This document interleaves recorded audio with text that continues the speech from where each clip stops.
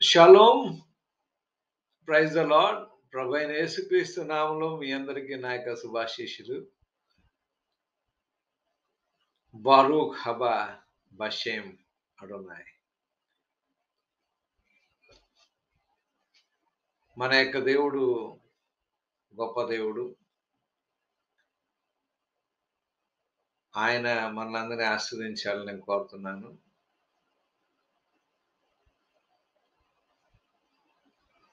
అడోనాయ్ హమలేక్ హా ఓలాం. ఆయనే మనల్ని ముందుకు నడిపించును గాక. ఇక్కడ ఆదికాండం 1వ అధ్యాయం 1వ వచనం. ఆదియందు దేవుడు భూమి ఆకాశములను సృజించెను. ఆదియందు అంటే టైం స్టార్ట్ అయినప్పుడు. అంటే టైం స్టార్ట్ అవ్వక ముందు ఏ మ్యాటర్‌ని దేవుడు చేయలేదు. ఏ సోల్స్‌ని చేయలేదు. ఏ దూతల్ని చేయలేదు. దూతలు కూడా లేరు. మనం 1 యోహాను పత్రిక 5వ అధ్యాయం 7వ వచనం చదివితే, పరలోకంలో ముగ్గురు సాక్షులున్నారు. తండ్రి, వాక్కు, పరిశుద్ధాత్మ. ఈ ముగ్గురు ఏకమై ఉన్నారు. కొంతమంది ఏమంటారంటే, బైబిల్‌లో త్రియేక దేవుడు అని ఎక్కడుందో చూపించమంటారు. ఇదే.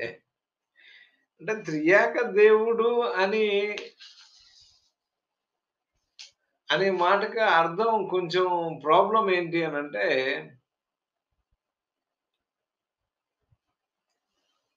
దేవుని స్వరూపంలో మనం చేయబడ్డాం. మనలో కూడా ప్రాణం ఉంది, శరీరం ఉంది, ఆత్మ ఉంది.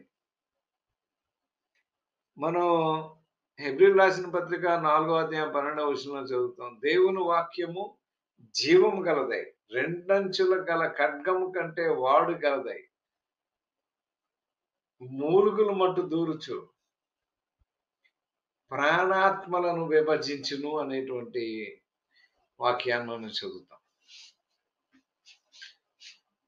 సో మనలో ప్రాణం ఉంది, ఆత్మ ఉంది. ప్రాణం అంటే సైకో, సుఖాయ్. మన తెలుగు వాళ్ళు సైకో అంటే సైకలాజికల్‌గా సిక్‌నెస్ ఉన్న వాళ్ళని సైకో అంటారు. కానీ గ్రీక్‌లో సుఖాయ్ అనే మాటకి అర్థం ఏంటి అనంటే ప్రాణం. సోల్. ఇంగ్లీష్‌లో సోల్. తెలుగు బైబిల్‌లో ఏంటంటే సోల్‌కి, స్పిరిట్‌కి కూడా ఒకే అర్థాన్ని వాళ్ళిచ్చారు. సోల్‌ని ఆత్మ అన్నారు. స్పిరిట్‌ని ఆత్మ అన్నారు. But they are not same.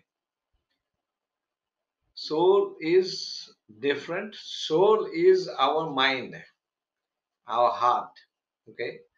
Soul is sukhai.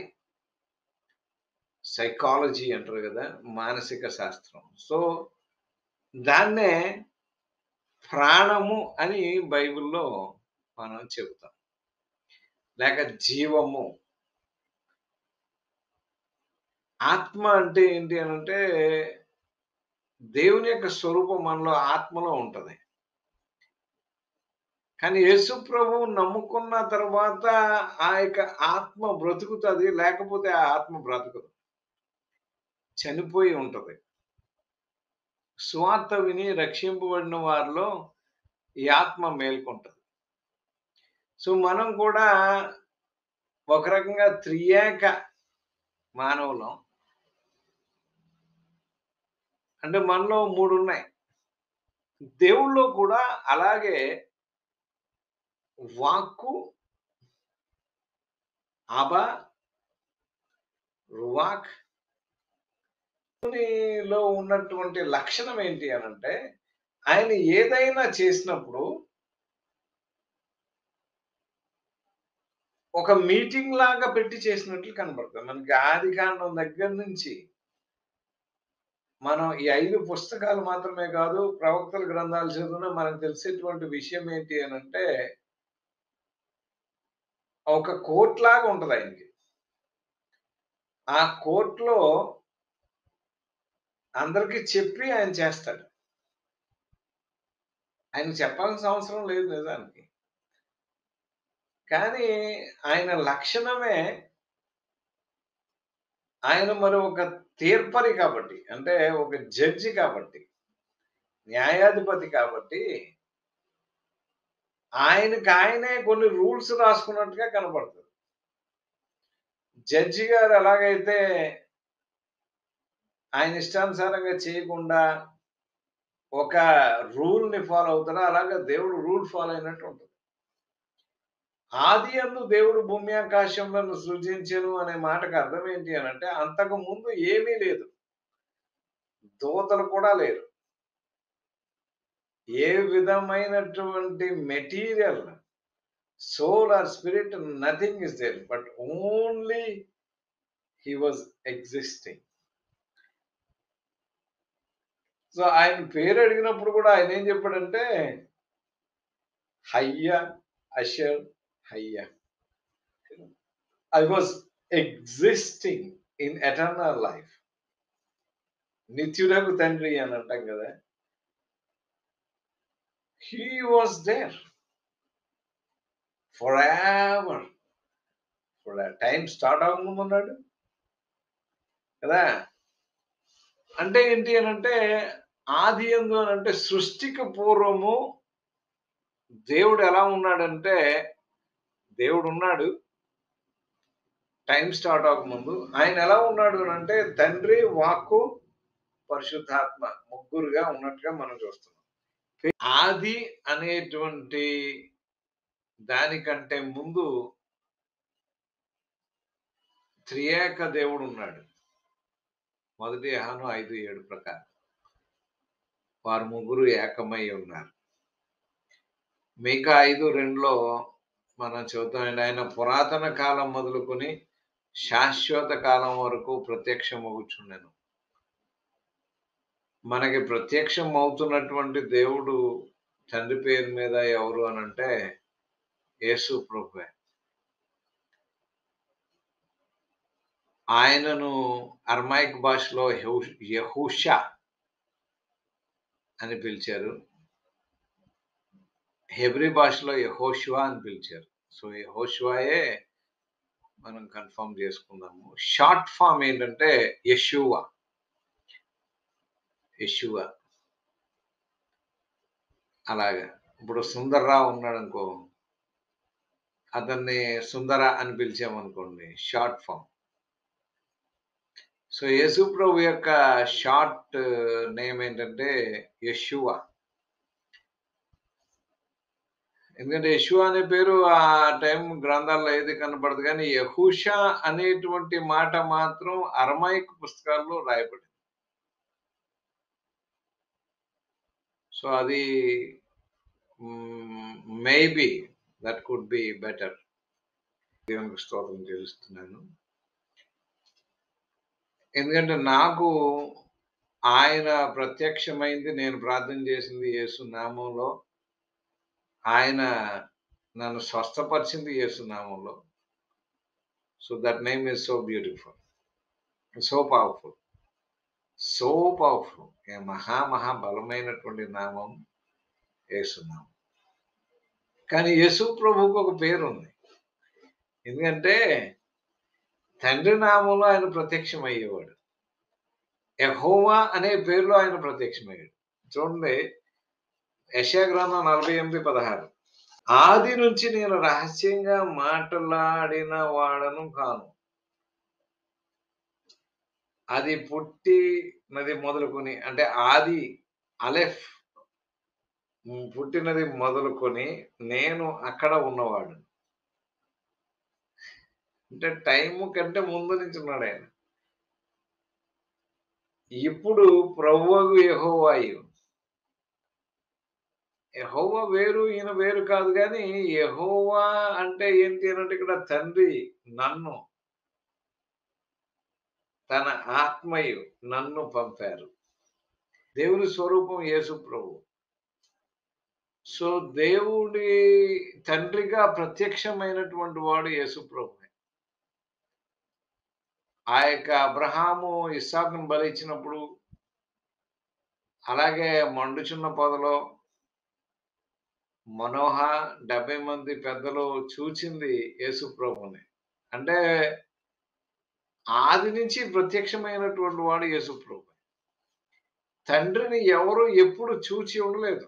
యోహాను సువార్త 1వ అధ్యాయం 18వ వచనం, యోహాను పత్రికలో కూడా రాయబడి ఉంటది. అందరూ చూసింది యేసు ప్రభువుని. ఆది నుంచి కూడా. అందుకనే హీబ్రూ భాషలో ఏంటంటే ప్రభువు నామమున వచ్చువాడు ఆశీర్వదించబడును గాక. బషెం. బషెం అంటే in the name of the lord. Yesu ప్రభుకి ఇంకొక పేరు ఏమిటి అంటే బషెం. తండ్రినేమో హషెం. ద నేమ్ బషెం యేసు ప్రభు. సో తండ్రి నామంలో ప్రత్యక్షమయ్యేటువంటి వాడు యేసు ప్రభువు మాత్రమే. సో యెహోవా అనే పేరు తండ్రికి ఉంది, కుమారునికి ఉంది, పరిశుద్ధాత్మకి ఉంది. యెహోవా అంటే ఏంటి అనంటే హయ్య, అషర్ హయ్య.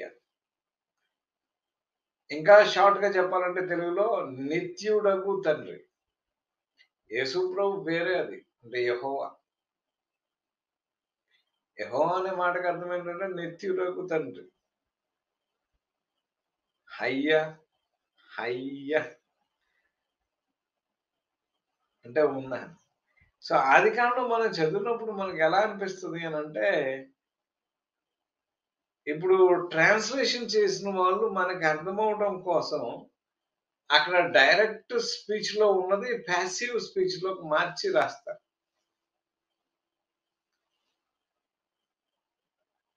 ఇప్పుడు దాన్ని బట్టి మనకు అర్థమవ్వడం కోసం రాసిన లాంగ్వేజే గానీ హీబ్రూలో చదివినప్పుడు అంటే ఒక టైం వచ్చినప్పుడు మనం హీబ్రూ భాషలో చదవాల్సొస్తది. అప్పుడు మనకు అర్థమయ్యేటువంటిది హయ్యా అషర్ హయ్యా. ఆయన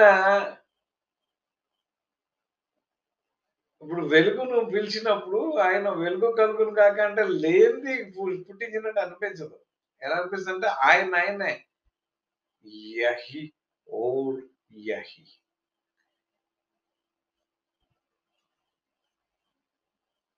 నేనే వెలుగును అన్నట్టుగా. ఆయనే పిలుచుకున్నట్టుగా అనిపిస్తది. Something wonderful. That is not at all easy. Great. Hallelujah. I don't no బైబిల్‌ని హీబ్రూలో చదివితే మనం సంతోషించినట్లుగా ఇంకెవరు కూడా సంతోషించలేరు. దాన్ని మత గ్రంథంగా బైబిల్ చదవొద్దు. Read it like a book. భక్తిగా చదవకండి. I hate it. భక్తి పనులంటే నాకు ఇష్టం ఉండదు. దేవుడికి కూడా ఇష్టం ఉండదు. You read this like a book. భక్తి మన లోపల ఉంటది. Can read it like a book. Then God will bless you. దివారాత్రులు దాన్ని ధ్యానించేవాడు కదా. దివారాత్రులు దాన్ని ధ్యానించటము అని అంటే ఏంటి అంటే మంత్రాలు, శ్లోకాలు చదివినట్లు, పద్యాలు చదివినట్టు కాదు. That is a religion. Maybe that could be. But that అది ఒక రకమైనటువంటి మూఢ మూఢత్వం లాగా ఉంటుంది. But read it. దాన్ని చదవండి. అని కొరే టోరా. I love him. అని హావా ఆమా మన తండ్రిని if we read Bible we love him. So మా క్లాసులు ముఖ్యంగా ఇది మన అల్మైటీ బైబిల్ కాలేజీని ఉద్దేశించింది. మీకు ఒకవేళ ఏదైనా అనుమానం ఉంటే నా కామెంట్‌లో పెట్టండి. లేదంటే నాకు వాట్సాప్‌లో మీరు అడగండి.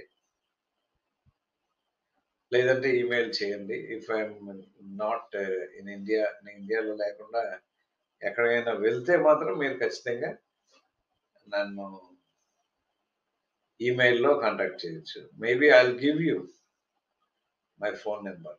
You give me your phone number. Then I will call you.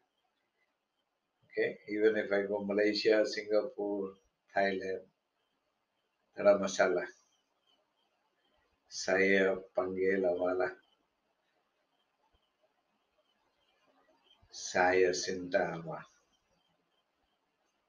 Itu Melayu pun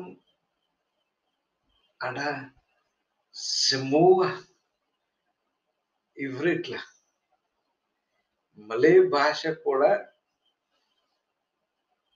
Hebrew భాషలా ఉంది. I don't know why. Of course ఎందుకంటే మలయ వాళ్ళు కూడా ఇలమైట్స్ కాబట్టి. So something wonderful. May God bless you. I'll see you soon. Maybe మన ఆల్మట్టి Bible college వాళ్ళని సరిగ్గా మనం కలుసుకోలేకపోతున్నాం. ఎందుకంటే నాకు ఖాళీ ఉండడం లేదు. నేను ఎక్కువగా అటు ఇటు తిరుగుతున్నాను. సో ఈసారి మనం కలిసినప్పుడు ఏం చేద్దామంటే హోల్ డే క్లాస్ పెడదాం. Okay. Maybe I'll call you for breakfast. Okay, I'll pay for the breakfast and your food and tea and snacks in the afternoon. Then we'll leave. అంటే మార్నింగ్ 7:00 వచ్చి evening 3కి మనం వెళ్ళేటట్లుగా మనం కలుద్దాం. So whole day one class. ఆ విధంగా చేయడానికి ప్రభు మనకు సహాయం చేయను గాక. God bless you. Thank you very much.